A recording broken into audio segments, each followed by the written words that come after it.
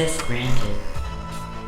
Subject: interview with Carson from 3DJOES. Body: on January 19th, 2022, Christopher McLeod, aka Diagnostic 80, was tasked with the mission of interviewing Carson from 3DJOES about his brand new Kickstarter project, Collecting the Art of G.I. Joe Omnibus Hardcover Edition. Carson kindly gave us the opportunity to break the news right here on The Full Force. Here's what we could show you from this G14 classified interview. Access granted. Hello and welcome to another edition of The Full Force Redacted with me as your host, Chris McLeod, aka Diagnostic 80. On today's G14 classified show, I am joined by the awesome Carson from 3DJOES to talk about his brand new Kickstarter project, Collecting the Art of G.I. Joe Omnibus Hardcover Edition. Carson, thank you so much for coming on, mate. How are you doing? Yo, Joe, I'm doing very well, Chris. I really appreciate you fitting me in on the show. You put so much work into this stuff, man. So I felt bad asking you, like, hey, man, do you want to help me break the news on this? Because I know it's me asking you to do work. No, yeah, but it's also, you're also appealing to my my ego by going, can we break it on your show? Yes, you can. Yeah. I thought that might help. You got to grease the wheels a little bit, you know? Exactly. No, I really appreciate it, mate. And really excited for what you've got planned and what we're going to be showing kind of today in the episode and everything. So I suppose, like, first of all, it's kind of like let's have a little bit of background, I guess, of what's going on here. Now, obviously, you know, you've released 6 beautiful books in the series so far, documenting, comprehensively covering the stunning art from the vintage era, 1982 to 94. What made you decide on doing this kind of collector's edition? Right. So the reason that we did the soft covers in the first place was every one of those was a massive amount of work. Chad Huckle jumped on really early. Brian Sauer was actually helping Codename Iowa, Assembly Required. Brian Sauer was helping, I think, on the first 2 volumes.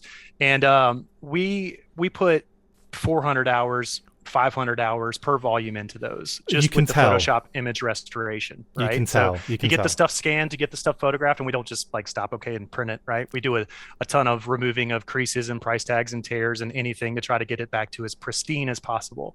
And so we wanted to make sure that there was an audience for this, that this was something that other people wanted. I grew up loving the Art of G.I. Joe. I have said this a million times. I really feel like G.I. Joe is the creative property that set me on a path into being in a creative career field. You know, G.I. Joe caught my eye, and then the comic book brought me into the comic book industry. And from 6th grade to 12th grade, all I did was draw comic books. And then when I went to the College of Design at NC State, I went for illustration. And now I ended up selling out and going to video and animation anyway, so I can make a little bit better of a living. And I think the illustrators will agree with me on that. But so I really feel like, you know, credit where credit's due. G.I. Joe and the art of Hector Garrido and Doug Hart and Bob Lavoie and the other folks that touched the brand, that did the packaging artwork, really awoke my imagination.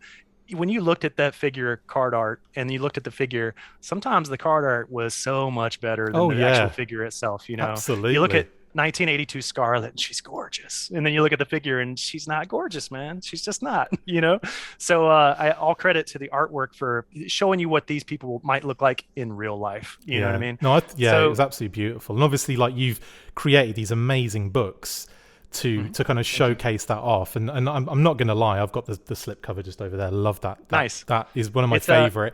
And it's a really good reference kind of thing as well, because, like, we'll be talking like in message groups and stuff, and someone will say something like, you know, what was the Night Force, you know, character that was on that vehicle box, and it's just like, hang on, ding. So, like, I like having them at hand. They're really, really nice reference materials too.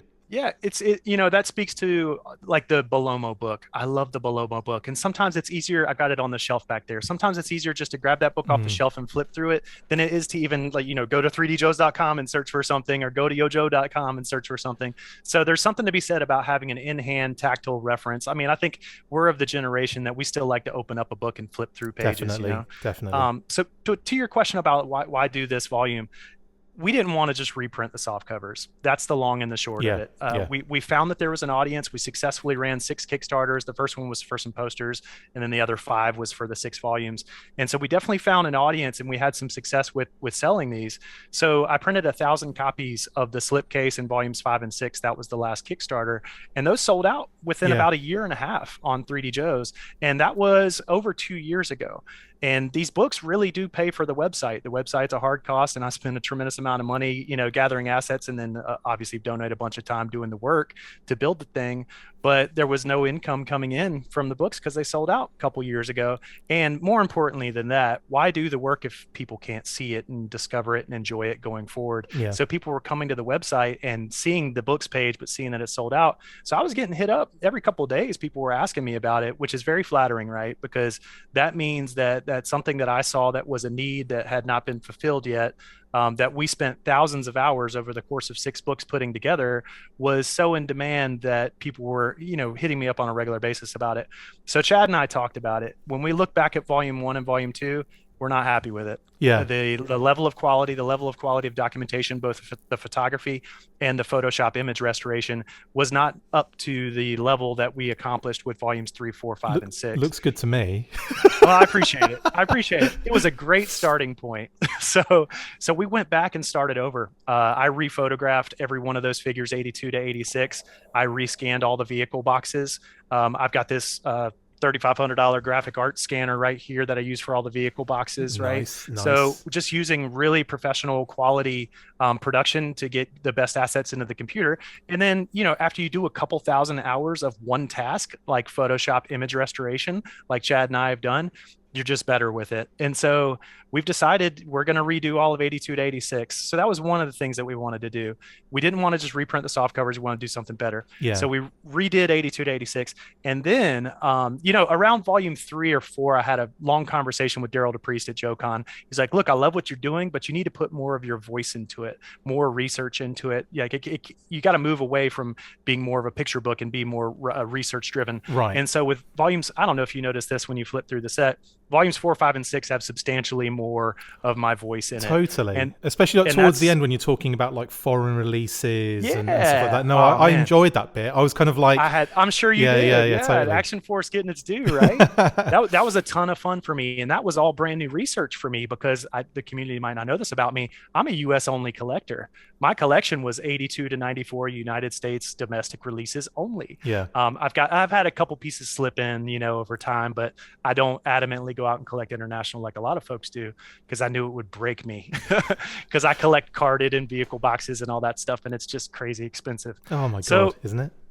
I decided, with what we did with 4, 5, and 6, putting more research into it, I wanted to go out and conduct all new interviews with these guys because I'd already been to their houses and conducted interviews, but I wanted to go do more. And now that I had been obsessed with the artwork for several years, I wanted to go in and get answers to specific questions about the artwork that I had and just have more of a packaging and marketing focused conversation with these guys. Yeah. So that's what we did. I do video and animation for a living. This hit right when I started traveling to go see these guys.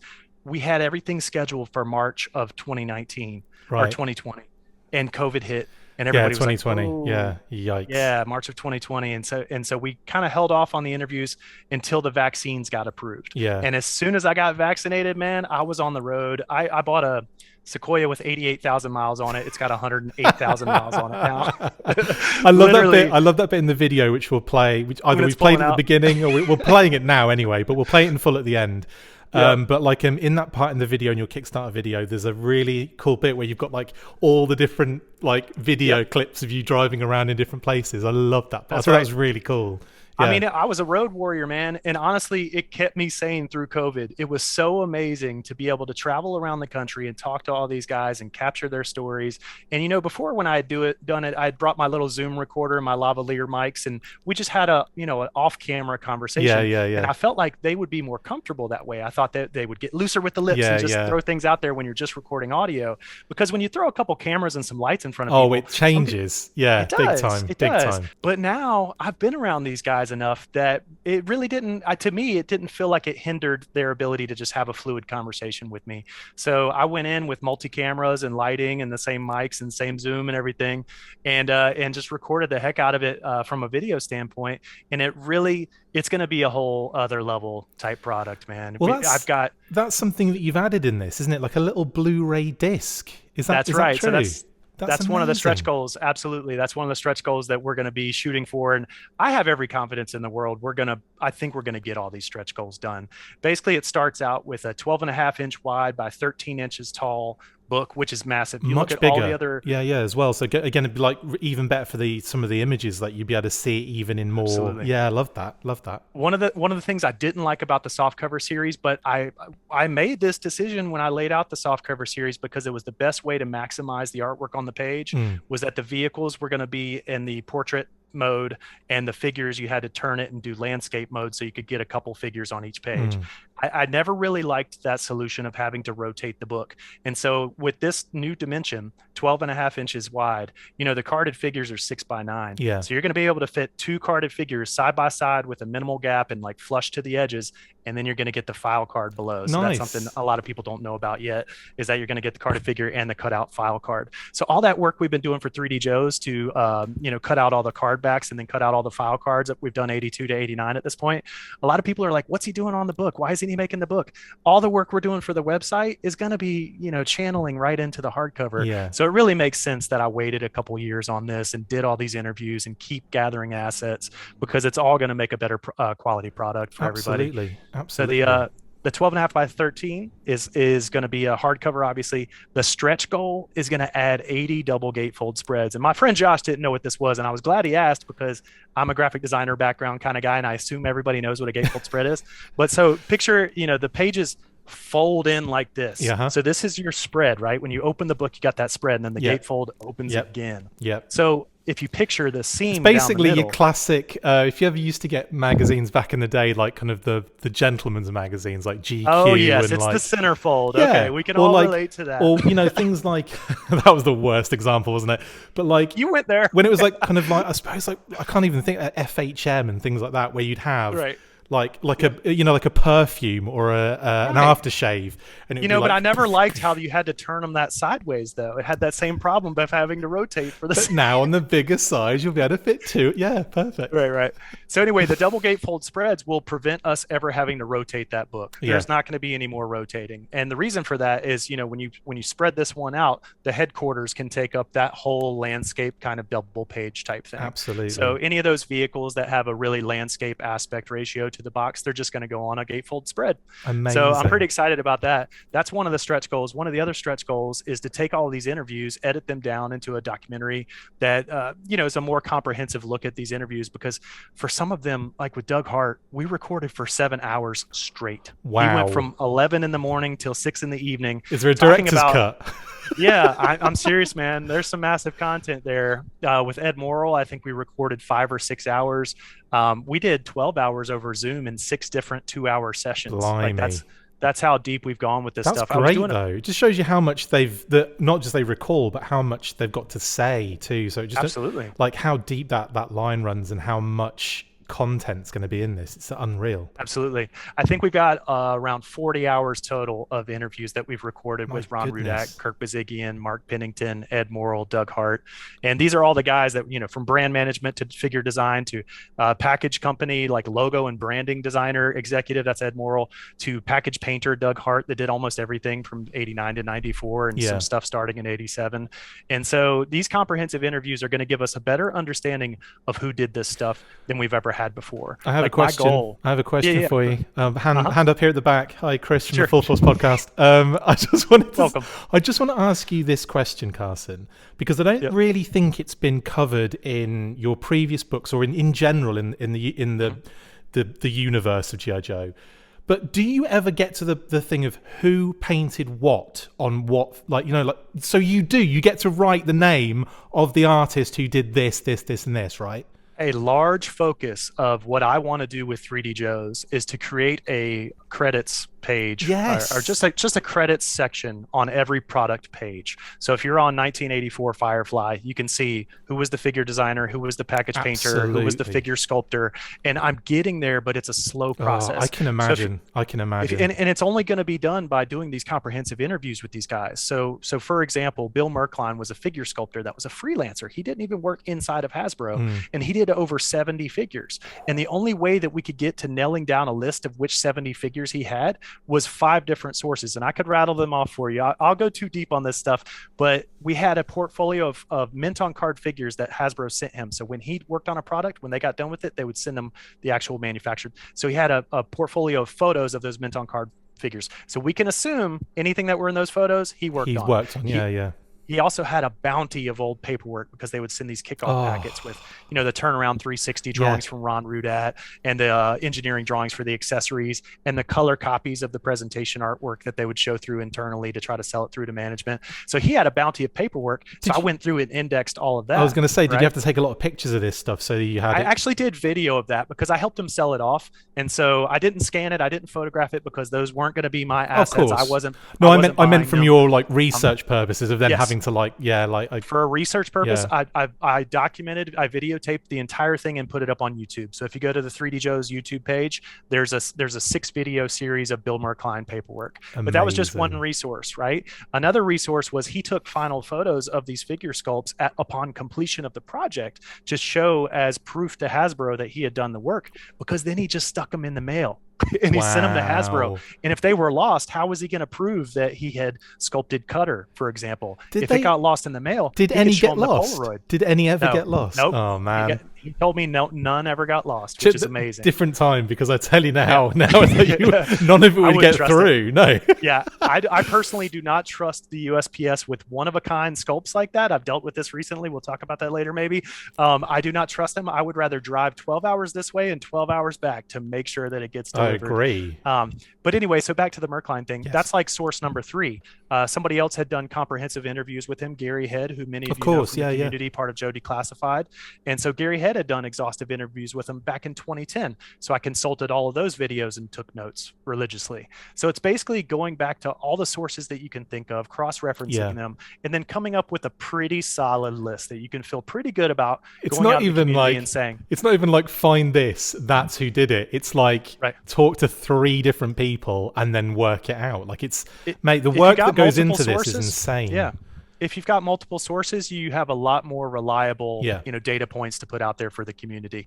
And so we're getting there. It's a slow process. It requires a lot of interviews, and it requires checking multiple sources and making sure things line up. So yeah, that's one of the goals, though, is to get a comprehensive credits page here. I've been talking to Pat about this for years, about that credit thing, and how it's not as easy as just saying, like, it's not as easy as saying Hector Garrido did this, because he worked off. I'm not saying he drew over, but he was given like certain line drawings, wasn't he? Sure. He was given thumbnail sketches by Ed Morrill. So it's even though that the community doesn't even know about Ed Morrill. I know. You posted, I think recently, didn't you? Like a little thing up, like a little kind of post for 3DJOES. We shared it. Yep. But like that, it was so interesting as well to see like that. I think Crocmaster.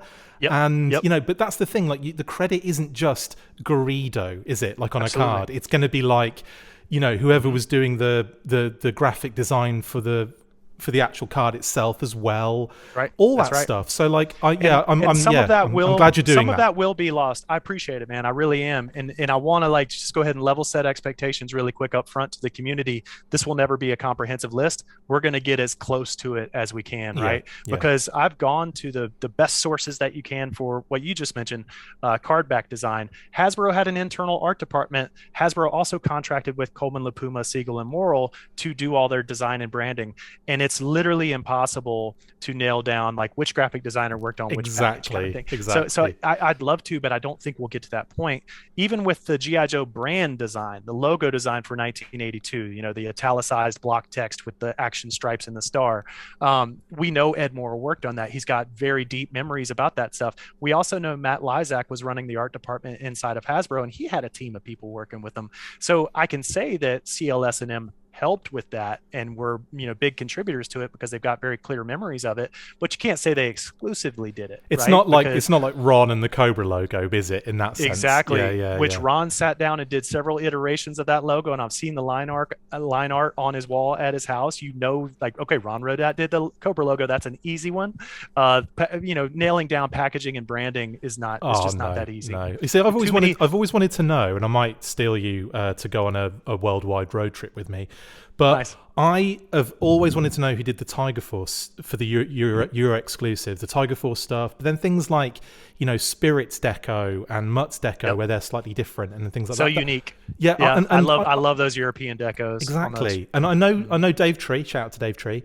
Big in the Action Force and Star Wars game. He actually, I think, had worked out what company had dealt with graphically that kind of stuff, Nice. but we didn't know any individuals. So it's been like this kind of like, you know, someone needs to come forward at some point and say, you know, this is Absolutely. yeah. And Anyway, if they can come forward before we hit print on the Omnibus could you hardcover, we imagine? can get credit in that hardcover for these international illustrators, because they started creating their own illustrations for vehicles around 1989, 1990. They're entirely different. Yep. And in some cases, they're better, man. If you look at the Thunderclap for the European release, it's a much more dynamic composition than the Thunderclap composition released in the United States. 100%. The Bug is like a nice little worm's eye view down at the tire, and it just looks like big and menacing, you know? So there's some really good European art, and I'd love to talk to some of those guys. So if anybody watching, you know, has any inroads to illustrators that potentially worked on the European stuff or the Spanish stuff or anything, just let me know. Let's do that. Let's get them in touch with you so we can put it in a book.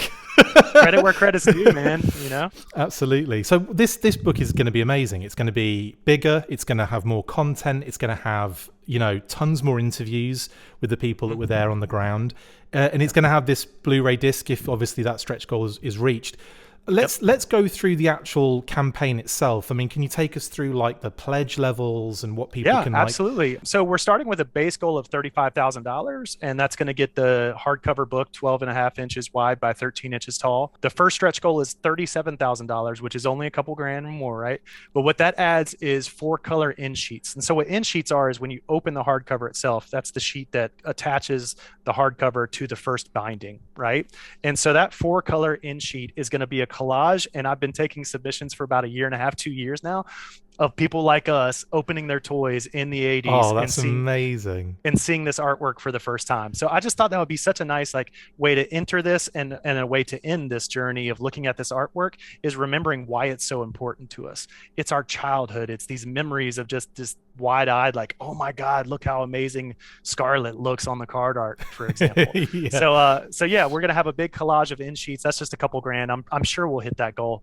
The second stretch goal is $42,000, and that's gonna fund that Blu-ray disc, which is going to include the long form versions of these interviews that I've been conducting. So I'm starting with over 40 hours worth of interviews. I don't know how much I'll cull it down and stick on that disc. Is that going to be like a back and forth kind of thing through history, or is it going to be interview 1, interview 2, interview 3, interview, if you know what I mean? Like you're going to do it like a TV show? I'm a video editor, man, and I love making people sound as concise and interesting and compelling as possible, and the latter that you just described is a much more interesting video to watch than the former, right? Yeah. So yes, I could do uncut interviews, and in some cases I think that's going to be necessitated because that person will be the only person that talked about that specific topic. Sure. But when I go through and edit these guys down, here's how I do it as an editor. You might be interested in this. Absolutely. So I start out with all the raw footage. I go through and trim the fat. So it's just taking everything that's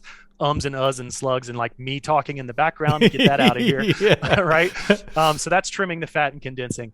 After I've done that, I go through and add a little blank layer on top of everything, and I annotate it with 2 or 3 words that thematically tell me what they're talking about at each point in time. So you can see it from a broader view. Wide angle view. Yeah, from a wide angle view, I can tell all the video that's on my timeline. So what I'll do at that point, if I have multiple people speaking on the same topic, then I'll start weaving them together. Makes sense. And that'll create the ladder. So yeah, if there's a chance to weave a few people together talking about the same story, then I definitely will do that. Brilliant. A plurality of voices is always more interesting to watch. No, absolutely. If it's just one block thing and then another block thing and then another, I was hoping you were going to go through that kind of like. That kind of that. When possible, I definitely will. When possible, I definitely will. But I will also have the uncut interviews, so you get the comprehensive story from Ed Morrill about what Ed Morrill's role was, because he worked on G.I. Joe for 20 years, man, from 1969 to 1989. So most of the other guys I interviewed, they weren't on G.I. Joe for 20 years. So I'm going to have places where there's nothing to weave together with him. Yeah. So I'm going to do my best to make this comprehensive, because I feel like I get one shot at this. Yeah. And these guys took the time to give me that story, and I want to make sure that it gets distributed to everybody. Awesome. So a lot of it will be, transcribed, and we'll make it into the book in written word form, but the Blu-ray will give the opportunity to have a much more comprehensive view of what they had to say. I'm excited to see that. Big time. So that's the second stretch goal. That's at $42,000 total pledged. And the third stretch goal will be $52,000. That's where we add the 10, 8, page double gatefold inserts, right? So that's 160 pages if you think about it. Wow. That's going to take this book up from 480 pages to 640 pages. Wow. It's ridiculous. It's ridiculous. It's going to be heavy. You look at, it's going to be really it is going to heavy. be heavy. I mean, you know, the slipcase with the 6 volumes That's in it, heavy. that's 5 pounds. Have you measured it? Have you weighed it? It's 5 pounds, man. So if that's 5 pounds and this book is bigger, you know, taller and wider, there it is. So that thing, that slipcase with those 6 volumes is 5 pounds by itself, right? This is really heavy.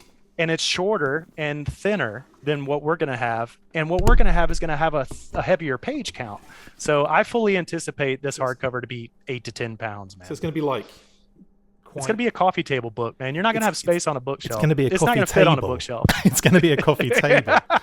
Just put legs on it and you're done. Stretch goal number 3 will be 4 legs that you can attach 4 to. legs. Right. It'll be like a Snake Eyes with a sword on one side and Storm Shadow with a sword on the other side. That's pretty cool. I can see the licensing potential there. Yeah. So anyway, that's the stretch goal for $52,000. It's going to add 160 pages. That pushes the book to 640 pages. And that's just insane. I mean, the original 6-volume set was 460 pages. So regardless, even if we just hit the base goal, we're doing more than that. We're going to do 480 at a bare minimum. But if we get these double gatefold spreads in there, man, it's just going to be massive. There's no other art collecting, you know, pop culture style book out there that compares to it in terms of size. Not at all. Well, it doesn't. There's nothing out there that compares to these ones you did. Honestly, I appreciate that, man. That's really nice of you. Straight up, I appreciate it. Bit of airborne. See, that's going to be redone. I was going to say you hate this. I put it up and you're like, oh, hate it. Get that off my screen. Pull one of the better volumes. I'm just kidding. No, this is. So anyway, it's gonna be massive. I did a survey because I was actually talking to a publisher about this, and I did a survey of the other kind of collecting art books that are out there because there's several for several other brands. That's the European one, right? That's a really beautiful catalog piece. But there's not another collecting art pop culture book out there that's 12.5 by 13 and 480 pages. It simply doesn't exist. I don't think publishers want to do anything that big, and I think it takes a crazy fanboy like me to do it. So I found a North American printer that we're going to be working with, and so I'm not going to have to worry about, you know, shipping containers falling in the sea and that kind of thing. Yeah. And more importantly, I'm going to be able to go in and do press checks and make sure the level of quality is where I want it to be, because part of that soft cover process and the posters that I've done too, I've always gotten to go in for press checks and make sure, you know, color correction and everything was working out correctly, and that it was coming off the printer looking the way I wanted it to look. So it was very important for me to do that. And that means my goals had to be a little higher than if I would have, you know, contracted with a firm out of China. I just didn't want to do it, man. I didn't want to send the IP over there. I didn't want to worry about shipping back here, all that stuff. Makes sense. I mean, we've worked for a decade on this, man. We've done thousands of hours with this, and who knows like what kind of blankets and t-shirts and, you know, wax stuff that's not licensed would be getting made off of this if we just let all that go over there. Very so true. I just didn't feel comfortable with it. So anyway, I'm working with a North American company, and with 52,000, we'll be able to make 640 pages. You know, that means that I'm going to be able to expand that international section too. So I'm happy. I'm happy straight away. I thought you'd enjoy that. We only got to do 18 pages in volume 6 because the 78 page count was the limit for that format that you're holding. That's saddle stitched. Yeah. So 78 was the limit, or else I could have kept going. I had, show some of that off. Can you pin your video so you'll be full screen on that? But the cool thing about this is we have 50 gigabytes worth of international painted artwork, and we were only able to use a very small sampling of that for that 18 pages. I'm excited. I'm excited to see you like have full card art of these guys too. Like, I believe those are Italian. Yep, they had a unique illustrative style that nobody else used, and that was the cool thing about it. Like, if you go to Japan, they got an anime style that they were using as well. Yeah. In addition to taking the original U.S. paintings but cutting out the backgrounds and putting them on what appears to be Star Trek's The Borg. Yeah, yeah. Honestly, I'm not even kidding. When you say Japan and G.I. Joe, all I think of those incredible stop motion commercials. Incredible, beautiful, incredible music, and the kind of sci-fi card backs, which are just bonkers. Yeah, totally love them. Yep, some of them work really well, like Snow Job out there skiing. It just like the angle of his skis and then the angle of the Borg. It just works really well together. And then like things like the dragonfly flying over it. It's like, well, obviously, Wild Bill's going to attack the Borg. It's like Independence Day. Yeah, exactly. So. Awesome. So the final stretch goal is $57,000, and that's going to put a slipcase around that hardcover. So that's a pretty standard kind of upgrade that I think everybody understands. So what you see, like, so yeah, one of these bad boys basically. Exactly. Yep. Do you have the I suppose you have the art on the Kickstarter for that, do you?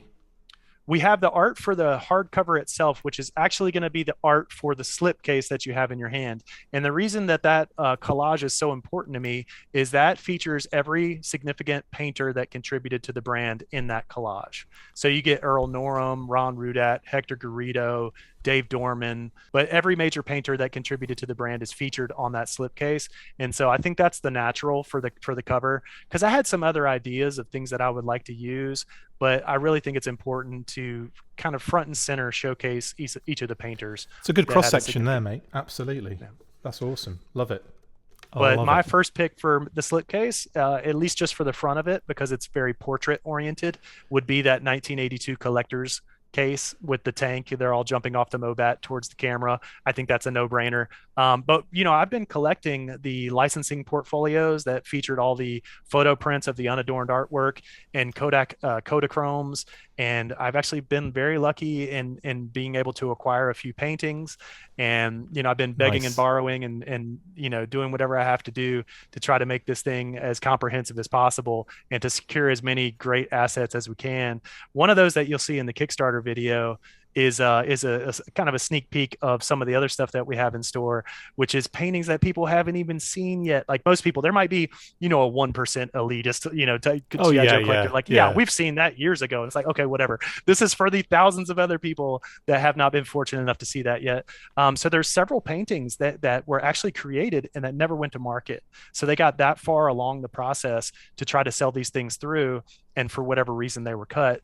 And so we've been lucky enough to scan some of that stuff and we'll be able to, like, I've got 2 of the uncut Walmart file cards that came out in 1990. Yeah, you showed. I think you say it in the video, don't you? But the 2 guys. I believe I do. Who are these 2 guys? Yeah. I remember that exactly. at HasCon. Who are those guys? I remember at HasCon when they kind of Dan talked a lot about that, didn't he? On Yep. And that was great. Yep. That was so cool. Man, I can't wait to see those. It's gonna be a lot of fun, man. And I think most people haven't seen the uncut versions of that artwork. They've only seen that little thumbnail that comes on the file card, right? So this will be a first look at a lot of things. How big is the original then? How big are the original pieces? So they're laid on copy stands and photographed that way. They don't have a ruler next to them or tape measure, so you can just basically guess based on other original paintings of the time. And so I would say they're probably 12 by 18 or maybe a little bit bigger than that. Wow. But it's all on artboard.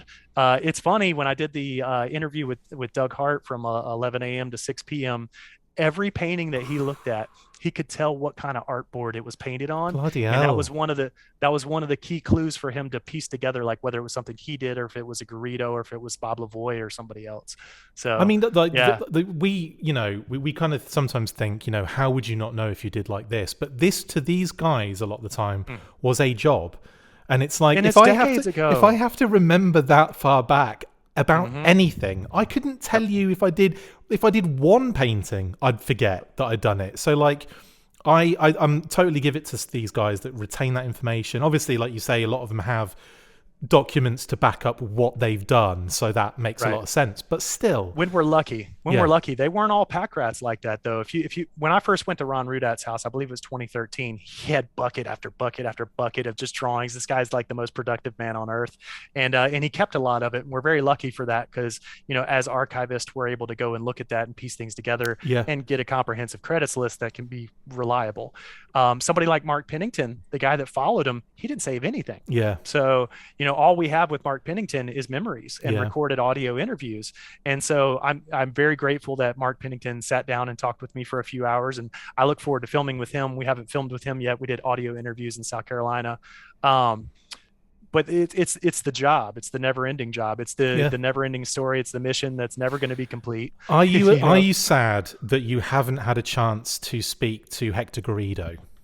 Absolutely. Luckily, I did have a chance to speak with him, but I did not have a chance to record with That's him. sorry, I should have So, said that. I should have said no, record. no problem at all. No problem at all. But when I first started the book series, I think it was 2014. Every time that I finished and successfully funded one and got done and was ready to hit print, I got one of those custom hardcovers made for them with the cardstock pages. Oh, It's like photo print paper on cardstock pages, and these are like made one at a time, and they cost a couple $100. It's ridiculous. yeah. And so I would mail him one of those Oh, with the that's letter with adorable. each volume, and then I would wait a week or two, and then I would call him. And so I had several chances to talk with him. I think the last time I talked with him was after volume four, and then he passed away. And I got to be friendly with his friend who was an art rep for him later in life. And I was able to buy several paintings, Garrido paintings, not G.I. Joe stuff. Well, But I was he able to was a buy. prolific painter, wasn't he, in general? Absolutely, absolutely. He did book covers for decades. Time magazine, any like romance kind of covers. Yeah, If you yeah. look at, there's a series called The Baroness that he did, which is a lady in all black clad attire that came out in the mid 70s, which is very coincidental. Just kind of this hot, all clad in black lady named the Baroness, illustrated by Hector Garrido. And on one of those covers, there's an explosion background that is very reminiscent of the 1982 GI Nice. Joe explosion.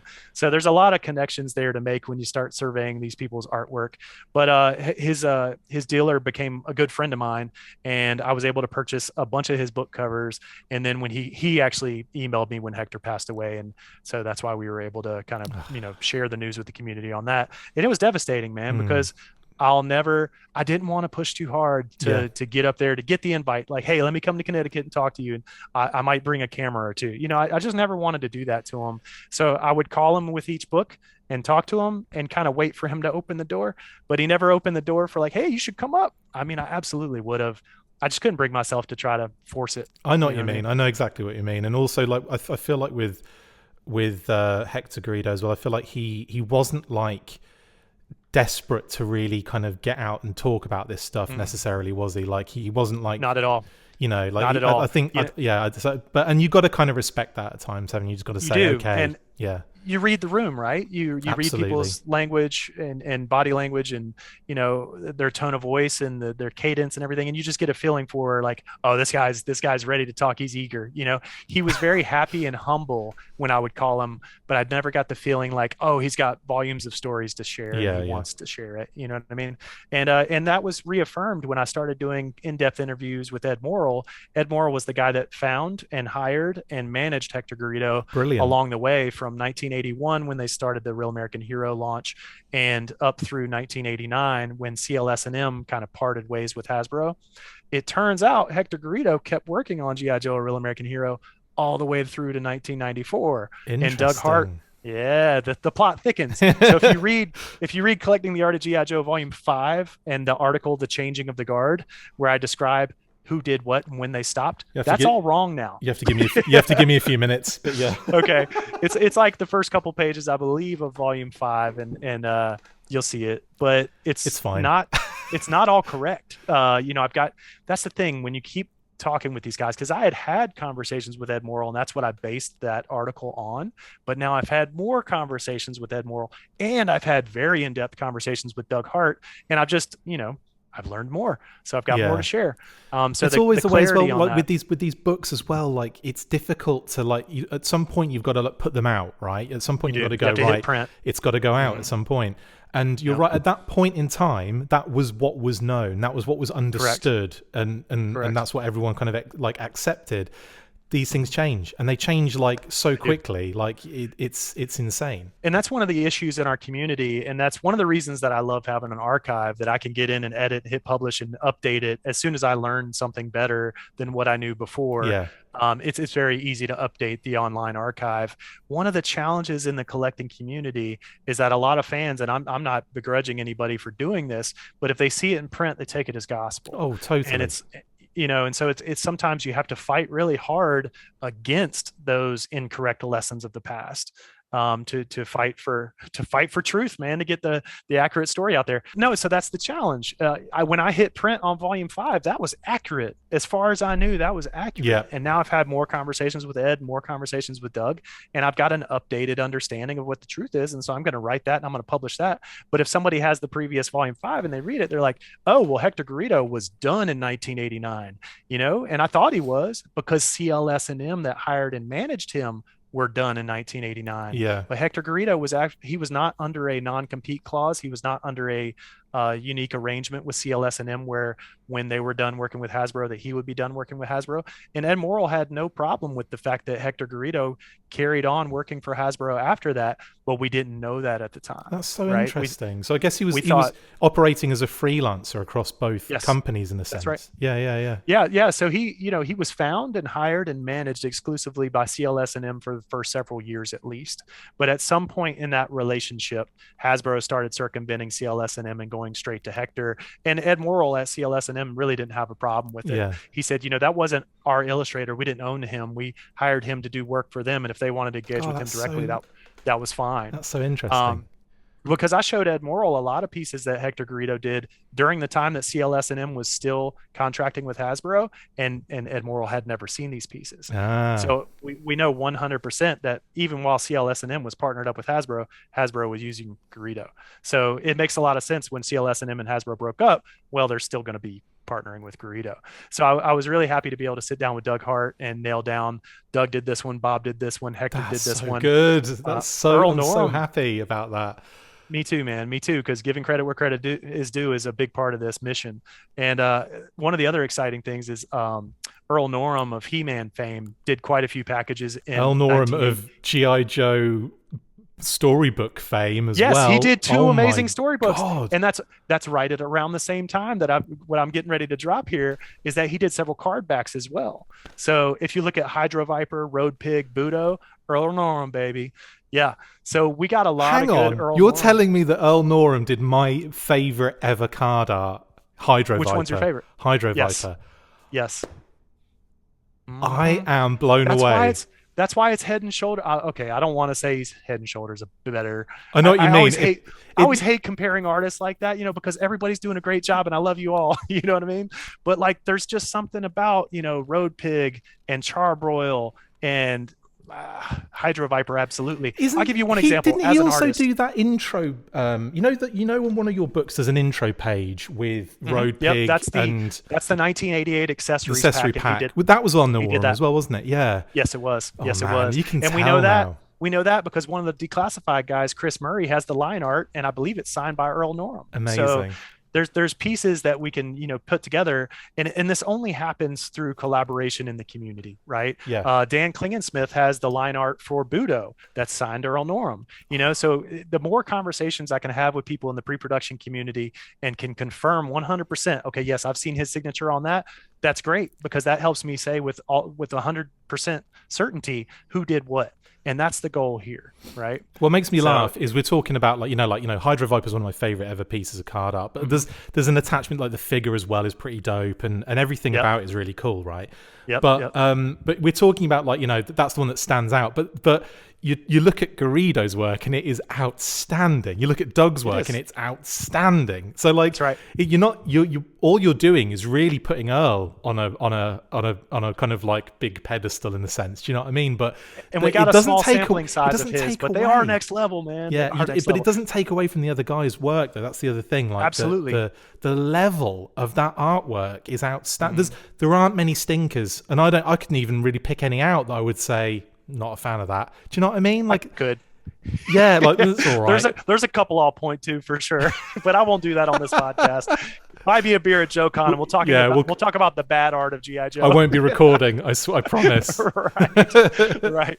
But no, you're absolutely right. If you look at Hydro Viper, so again, I went to design school, took a bunch of illustration classes, and like had this language of that community. The artwork for Hydro Viper is more atmospheric. Yeah. When limbs are further back in the background, in water, the color starts to peel away, and all that's left is like blues the further you go away. Yeah. If you look at his back leg, it's got that atmospheric where it falls off, and you can tell that he's in water without showing water. It's just next level stuff, man. Totally. That figure to your point about that figure, just this is a aside here, a little factoid.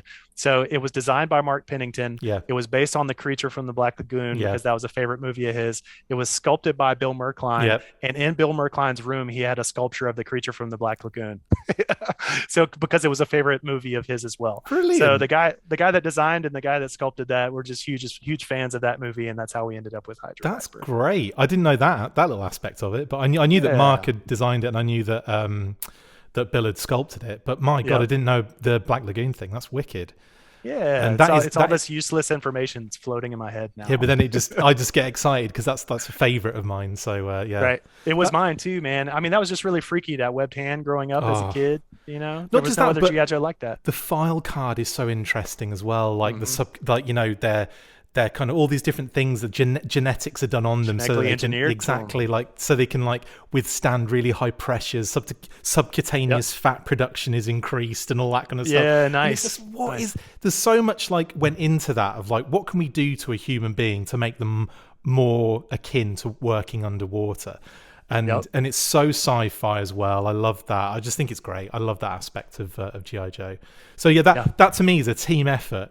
And it all comes together, and just you create something so much more than the sum of its parts, in a sense, isn't it? That's a big reason for me why I wanted to include the file cards in this version of the book. Yeah. Because it is an Art of G.I. Joe book, absolutely. And first and foremost, it's all about the painted artwork that marketed this brand so successfully. But Larry Hama's bios and file cards are invaluable as well. When we had a favorite figure, we committed those file cards to memory. Like you just talked about some stuff with Hydra Viper that I didn't remember. So clearly you read his file card more times than I did. But it's a very important part of the Art of G.I. Joe was the world building. Who is this person? So yes, they look great, but who are they? And so I'm very excited to be able to include that in the book as well. It's amazing, isn't it? I know this is a bit of a side note, and we will wrap up in a second, guys. Apologies, but when you look at a standalone action figure, usually it's just a figure. You rip it off, you play with it, done. Right? With G.I. Joe, and to similar degrees, there are other lines that did it as well, but not like G.I. Joe, where the story is told on that one physical thing that you've got, like the card, the figure, the file card, the artwork. It all kind of helps you instantly know what this character's about, know their personality, and almost hear their voice, and even without the cartoon at that point, almost hear their voice, being projected through Larry's writing and seeing that character, the dynamism in the artwork. Not many, and then the figure's there which you play with. So all of this stuff, you don't necessarily need the comic or the cartoon or anything else. That action figure is a standalone story, and not many other lines did it like G.I. Joe. Well, I think that was by design, and necessity is the mother of invention. When they launched this line in 1982, they didn't have the comic book and they didn't have the cartoon yet, right? Yep. So that was the only way that they were going to world build, at least for a year or so, right? Yep. So necessity is the mother of invention. Larry was creating those bios, and Kirk saw him, was like, yes, this needs to be on the package so they know who they're dealing with. Yep. It was just brilliant, and then being able to, successfully sell through, putting the comic book on TV so that you got to have a 30-second animated advertisement basically for toys, but say that it was for the comic book. And there were so many brilliant things they did in the early 80s that really captured this lightning in a bottle. And it's exciting 40 years later to be sitting here still talking to these guys, capturing their stories and getting them in print for everybody to enjoy. Because let's be honest, these guys are 60s, 70s, 80s. Ed Morrell's 84. So it's past time that we get this stuff written down on paper. Absolutely. And Carson, you're doing the Lord's work. It's amazing. I appreciate it. I absolutely. Once I'll be honest, man. Once I got done with the toys, 82 to 94, because that's where my heart was. When I got done with the figures and then I got done with the vehicles, I was like, what means the most to me next? Where can I build this website in a meaningful way? Because I'm not going to work on the website if I'm not motivated to do it. Of course. And I'm motivated to talk to these guys, capture their stories, and build out those creator profiles. So anybody that's watching this, if you go to 3DJOES, go into pre-production, and then go to creator profiles, you'll see 5 or 6 of them now. We've got 2 more in development that are just, I'm ready to hit print on Ed Morrell's. I'm just waiting on last minute revisions on his.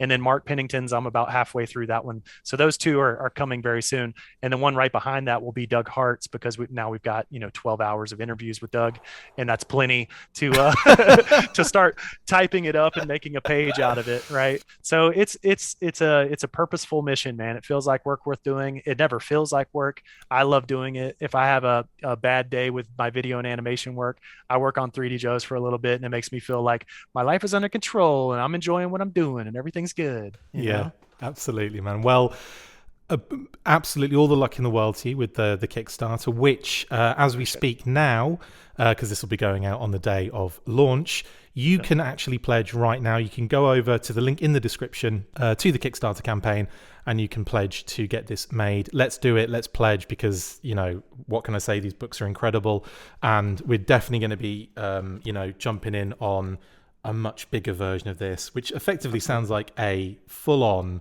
coffee table. And it sounds great. There's obviously, just a quick summary, it's going to be more content than the 6 books we've got at the moment, more interviews from the people that were actually working on the brand at the time, 1982 to 1994, and also obviously they were working on it prior to that too. So there's going to be information up the wazoo here. There's also, obviously, like you said, bigger spreads, gatefold layouts, all sorts of crazy stuff like that. An improved section early years as well, like you just mentioned. So if you've got, was it the first 2? If you've got the first volumes 1 and 2, volumes, throw them out. Yeah, burn them, get rid of them. This is going to do much better, and they're going to look even cooler and snazzier and be more beautiful, if that's even possible. Right. And then on top of that, we've got the Blu-ray disc as a stretch goal as well, and a slipcase. So this thing is going to be unreal. Carson, mate, thank you so much for jumping on, mate. We really appreciate you breaking the news with us. Thank you, Chris, for all the work that you put into G.I. Joe, man. You're a vital part of the community, and I respect the heck out of your work ethic. So you keep doing what you're doing, man. And thank you for helping me break the news. Correct answer. No, I'm kidding. Yo, I appreciate that. Well, again, like I said, where can people find you, Carson? Obviously, where can people find 3DJOES? Right. Obviously, the URL is 3DJOES, so the number 3 and the letter D and JOES, so 3DJOES.com. Easy. And there's social media links at the top right corner for Twitter, Facebook, YouTube. Like, click through to all those. What do you say, Chris? Like and subscribe. Like, comment, subscribe. Hit the bell for hit the bell notifications. Yeah, all that jazz.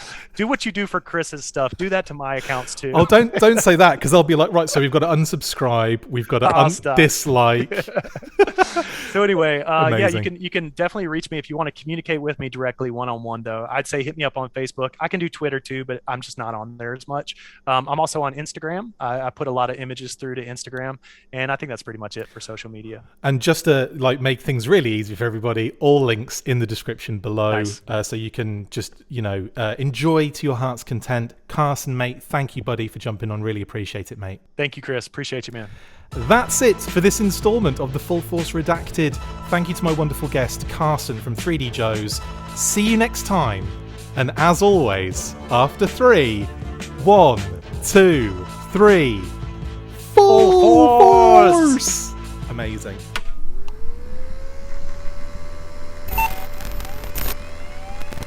Access granted. Make sure you get involved with the discussion by liking, sharing and commenting on these videos, and as always you can keep up with the show after listening by following on Twitter @TheFullForce, liking the Facebook page facebook.com/The Full Force, and if you would like to contact the show you can message us on either of those platforms with feedback and questions. We also have a Patreon page, so if you want to show your support for the show, see your name up in lights on these videos, or enjoy exclusive bonus content, then check out patreon.com/The Full Force Podcast, or click on the link on any of the posts this podcast appears in. Full Force.